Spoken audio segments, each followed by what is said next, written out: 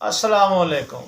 मैं हकीम मोहम्मद शरीफ अलहमजा दवाखाना national council for therapy Islamabad. मैं अज नुस्खा मर्दाना कमज़ोरी पावर वास्ते दसन लगा।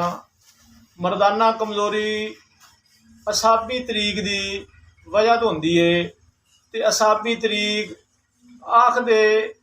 आखदे ने पट्ठियां का कमज़ोर हो जाना।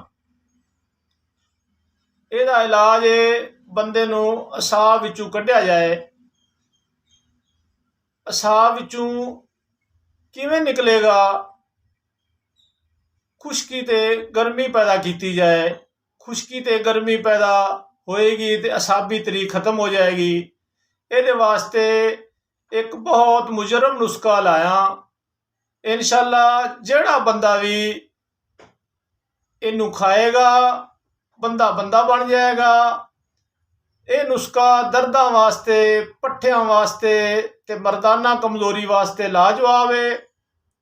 फरहत बख्श, अज़म कलब, दिल नू ताकत दिंदा है। मुंह से कमाल है।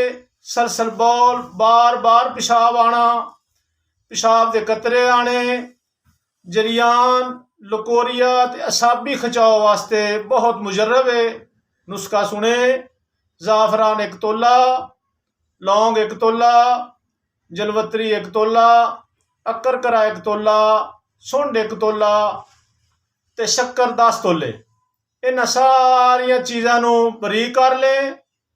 बरीक करने तो बाद 5 तोले प्याज का पानी डालें और चने बराबर गोली बनाए।